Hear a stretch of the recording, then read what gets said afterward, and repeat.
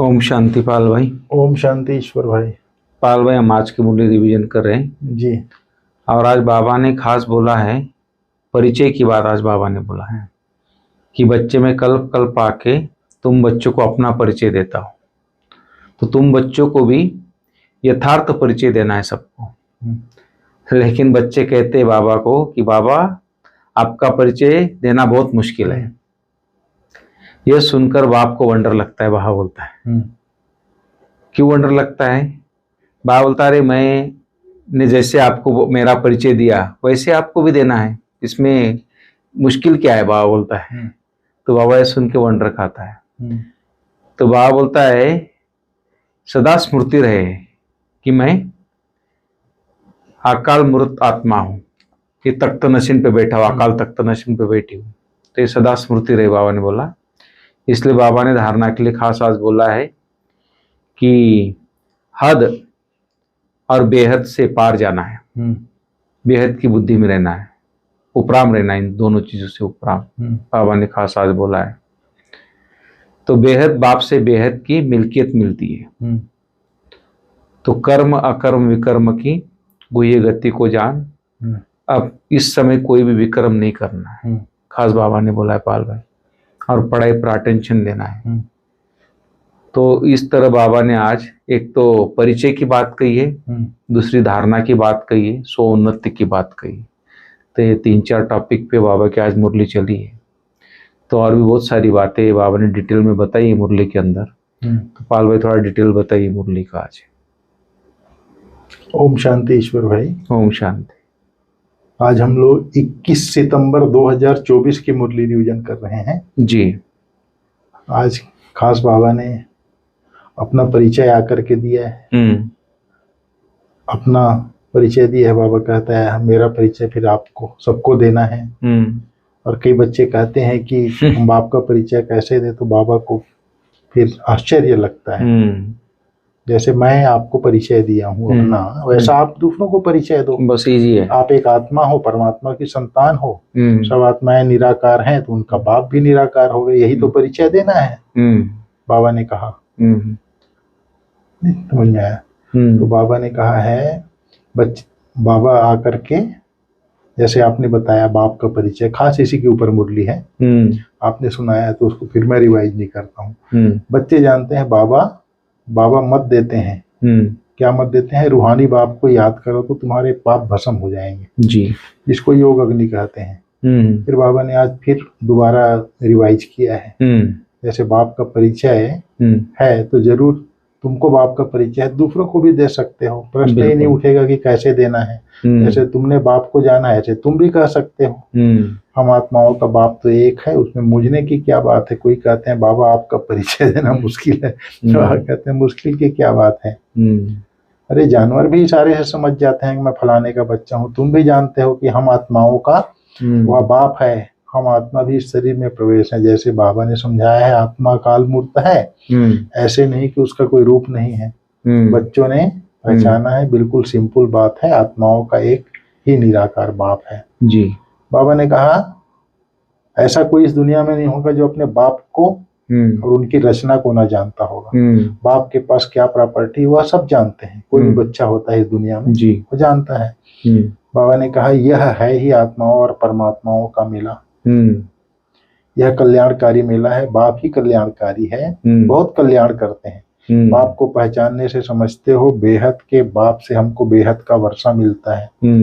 बाबा ने कहा जो सन्यासी गुरु होते हैं उनके शिष्य को मालूम नहीं रहता उनके वर्षे का, गुरु के पास क्या मिल्कियत है या कोई शिष्य मुश्किल जानते हैं। लेकिन तुम्हारी बुद्धि में है, वह शिव बाबा है। मिल्कियत भी बाबा के पास होती है। बच्चे जानते हैं बाप के पास कौन सी मिल्कियत है, विश्व की बादशाही स्वर्ग। यह बात है तुम बच्चों की सिवाय और कोई की बुद्धि में नहीं है। बाबा ने कहा पहले हम शूद्र कुल में थे, अभी ब्राह्मण कुल में आ गए हैं। यह नॉलेज है कि बाबा ब्रह्मा तन में आते हैं, इनको प्रजापिता कहा जाता है। और शिव बाबा के लिए कहते हैं वह हाजिरा हजूर है, जानी जानन हायर है। यह भी तुम समझते हो कि रचना के आदि मध्य अंत की नॉलेज देते हैं। वह सब आत्माओं का बाप है। उनको नाम रूप से न्यारा कहना तो झूठ है। उनका नाम रूप से याद, उनका नाम रूप भी याद है। रात्रि भी मनाते हैं, जयंती तो मनुष्य की होती है, बाबा बोलता है। रूहानी बाप बैठ बच्चों को समझाते हैं, इनको कहा जाता है आत्मा और परमात्मा का मेला। तुम समझते हो बाप इस रथ में आए हुए हैं, इस मिलन को ही मेला कहते हैं जी। जब हम घर जाते हैं तो वह भी मेला है। कहाँ? परम धाम जी।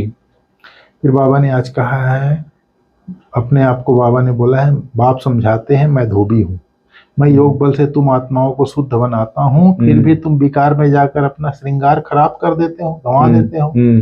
बाप आते हैं सबको शुद्ध बनाने, आत्माओं को आकर सिखलाते हैं, सिखलाने वाला जरूर यहाँ चाहिए साकार में, कोई प्रेरणा से नहीं सिखाएगा।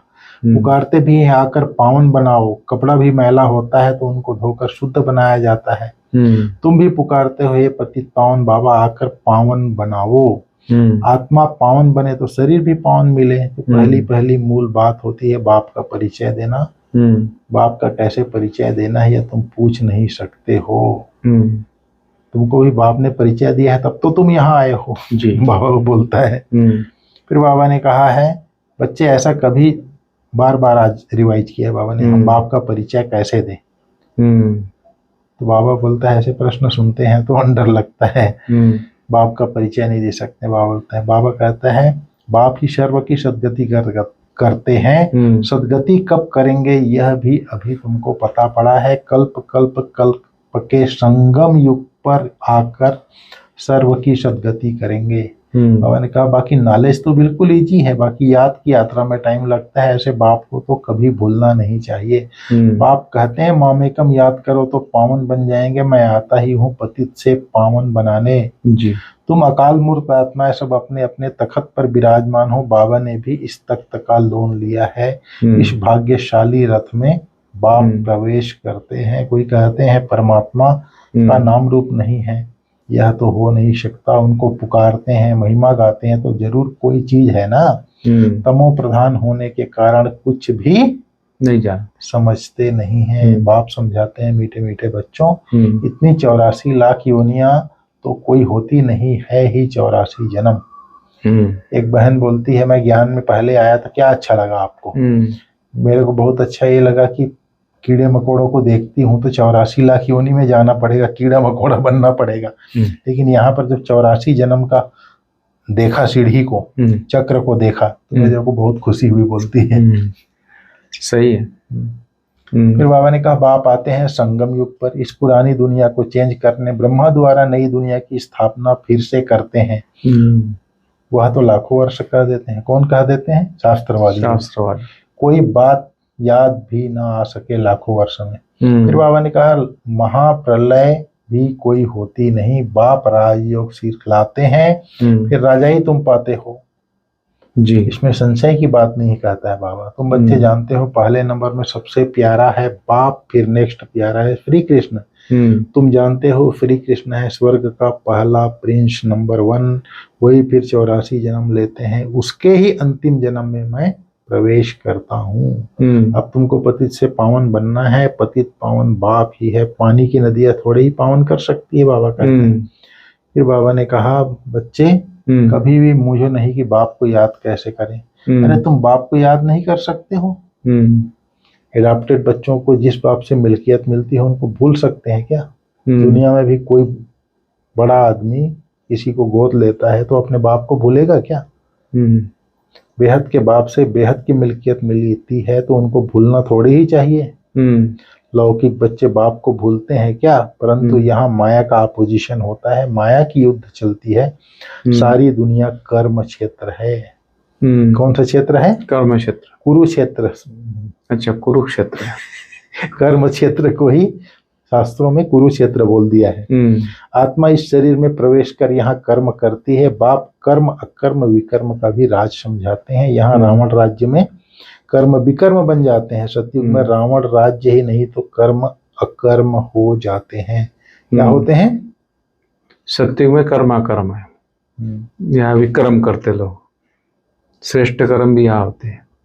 फिर बाबा ने कहा यहाँ रावण राज्य में कर्म विकर्म होते हैं, इसलिए विकर्मों का दंड भोगना पड़ता है। ऐसे थोड़ी कहेंगे रावण अनादि है, नहीं। आधा कल्प है रावण राज्य, आधा कल्प है राम राज्य। तुम जब देवता थे तो तुम्हारे कर्म अकर्म होते थे। बाबा ने फिर आज बोला है बच्चे बने हो तो पढ़ाई भी पढ़ना है बस, और कोई धंधे आदि का ख्याल भी नहीं आना चाहिए, परंतु गृहस्थ व्यवहार में रहते धंधा आदि भी करने वाले हैं तो बाप कहते हैं कमल फूल समान रहो। ऐसे देवता तुम बनने वाले हो। कमल फूल का विष्णु को निशानी दिखाते हैं ना,